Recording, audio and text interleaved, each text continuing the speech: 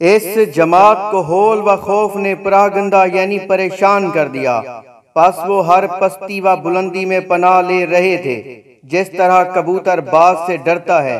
बस खुदा की कसम, ए अमीरुल मोमिनीन, थोड़े से वक्त में कि जितनी देर में नाका को नहर करते हैं यानी ऊंट को कुर्बान करते हैं, या सोने वाले की आंख सोने से आगाह होती है, इन सब को हमने तह तेख कर दिया और इन सब को अव्वल से लेकर आखिर तक मकतूल व मजबू किया। जब इस मलून ने गुफ्तगू खत्म की तो यजीद ने थोड़ी देर सर नीचे की तरफ झुकाए रखा और खामोश रहा। फिर सर उठाकर कहने लगा, अगर तुम हुसैन को कत्ल ना करते तो मैं तुमसे ज्यादा खुश होता, और अगर मैं हाजिर होता तो हुसैन को माफ कर देता और इन्हें हलाकत व फना के पेश ना करता। बास कहते हैं, जब इसने यजीद के सामने ये वाक़या पेश किया तो वह मलून बहुत वहशत ज़दा हो गया और कहने लगा, इब्ने ज़ियाद ने मेरी अदावत का बीज लोगों के दिलों में बोया है और इसने ज़हर को कोई इनाम न दिया और इसे अपने दरबार से निकाल दिया। इब्ने तमा ने इमाम ज़ैनुल आबिदीन से रिवायत की है कि 12 अफराद ऐसे थे जो जंजीर व तोक में जकड़े हुए थे। जब यजीद के पास खड़े हो गए तो सैयद सजाद ने यजीद की तरफ देखकर फरमाया, मुझे इजाजत देता है कि मैं कोई बात करूं। कहने लगा, कहो लेकिन फजूल बात ना करना। हजरत ने फरमाया कि मैं ऐसी हालत में हूं कि जिसमें मुझ जैसे शख्स से हजियान बेहुदा बात नहीं हो सकती। इस वक्त आपने फरमाया, ए यजीद, मैं तुझे खुदा की कसम देकर पूछता हूँ, तेरा रसूल खुदा के मुतल्लिक क्या ख्याल है? अगर अनजनाब हमें इस हाल में देखें।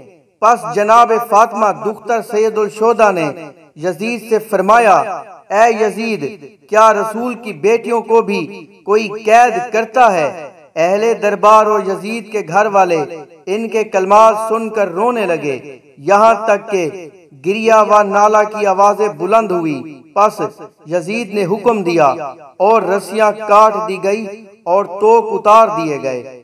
शेख जलील अली इब्ने इब्राहिम कुम्मी हजरत सादिक से रिवायत करते हैं, जब सैयद और शोहदा के सर मुबारक को अली इब्ने अल हुसैन और असीरान अहले बैत के साथ यजीद के पास ले गए तो अली बिन अल हुसैन के गले में तोक था।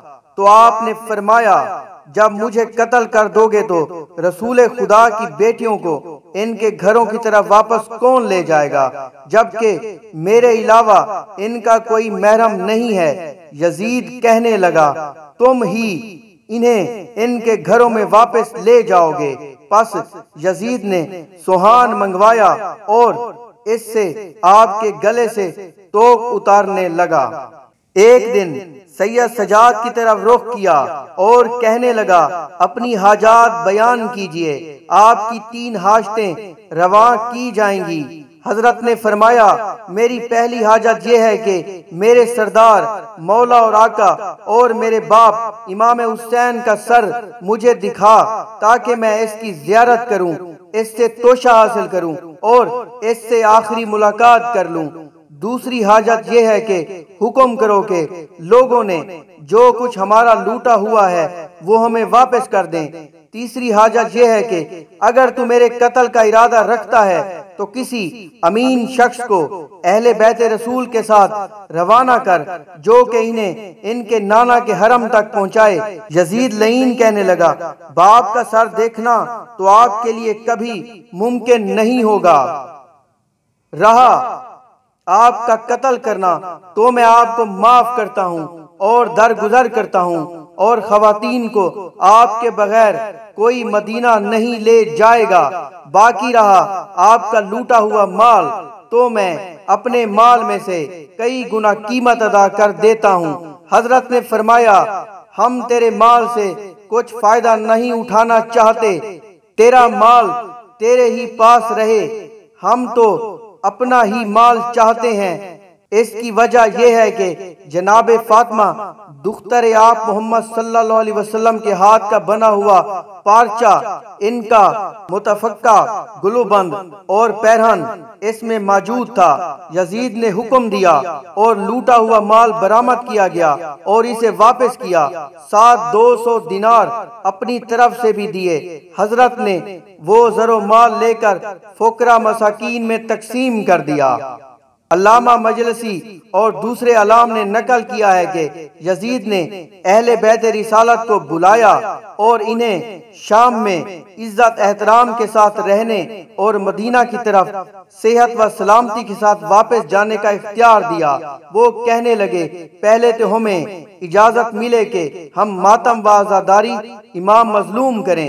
कहने लगा, जो चाहो करो। एक मकान इनके लिए मुकर्रर हुआ और इन्होंने स्याह लिबास पहने और जो कोई शाम में कुरैश बनी हाशिम में से था, इसने मातम व आजादारी, ताजियत व सोगवारी में इनका साथ दिया और एक हफ्ता बराबर आन जनाब पर नदबा व नुआ जारी करते रहे और 8वें दिन इन्हें बुलाया और इन पर नवाजिश की और माजरत चाही और इनसे शाम में रहने के लिए इसरार किया। जब वो ना माने तो महू माला मुज़य्यन इनके लिए तरतीब दिए और इनके सफर खर्च के लिए माल हाजिर किया और कहने लगा, ये इसका मुआवजा है जो तुम पर मसाइब वारिद हुए हैं।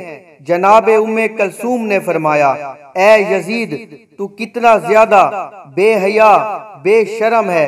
तूने हमारे भाइयों और अहले बैत को कत्ल किया है कि पूरी दुनिया जिनके एक बाल की कीमत नहीं, और अब कहता है कि ये इसका मुआवजा है जो तूने हमारे ऊपर मसाइब वारिद किए हैं।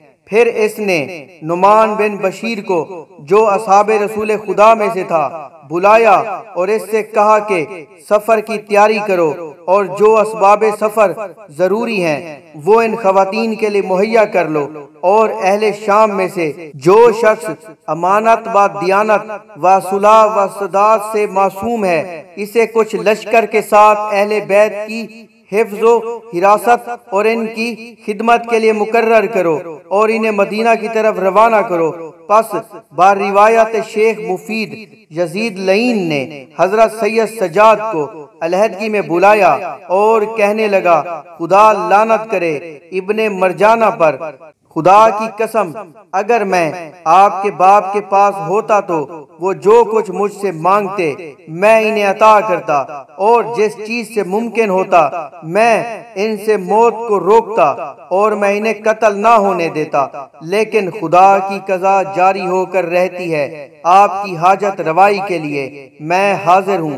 जो चाहें मदीना से मेरी तरफ खत लिखें ताकि मैं आपकी जरूरत पूरी करूं।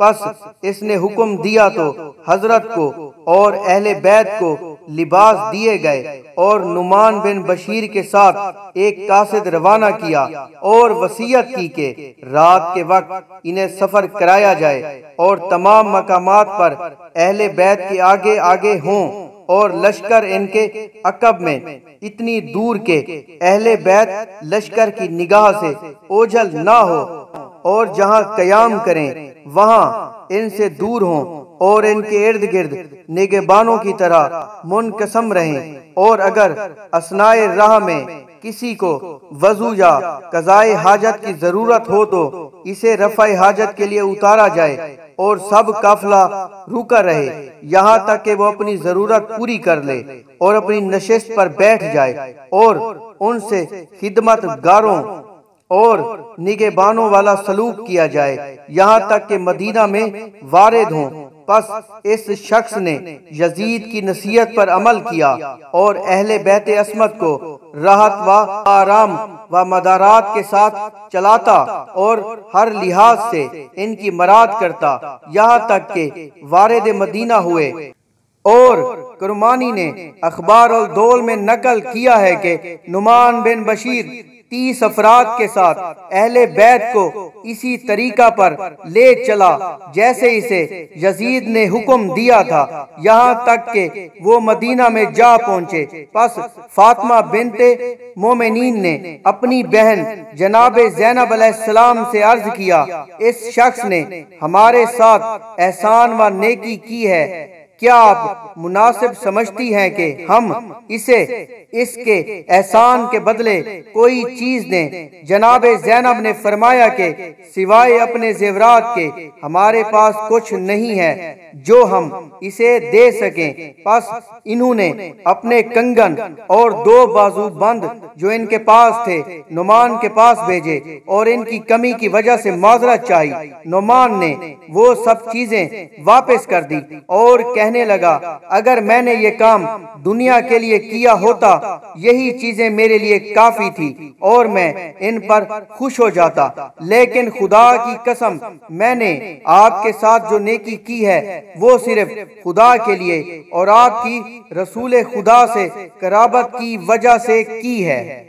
अंबिया अलैहिस्सलाम के अलावा कोई भी शख्स मासूम नहीं है, गलतियां किसी से भी हो सकती हैं, लेकिन इसका मतलब ये नहीं कि महज इम्कान खता के सबब किसी की तरफ फकत जुर्म की निस्बत ही से जुर्म की तस्दीक कर दी जाए। हजरत हुसैन के वर्सा ने तो किसी कसास का मुतालबा नहीं किया और ना ही कोई शिकायत की। क्या इसका एक मतलब ये निकलता है कि इनके वर्सा को हजरत हुसैन की शहादत का कोई गम नहीं था? नहीं, ऐसा बिल्कुल नहीं था। वाक़या करबला के पीछे 12,000 खतूत लिखने वाले कूफियों और इनके सरदारों का हाथ था। इनको डर लाहिक हो गया था, अगर इमाम हुसैन ने ये खतूत यजीद को दिखा दिए तो यजीद अपनी हुकूमत के खिलाफ बगावत समझकर हमें नहीं छोड़ेगा।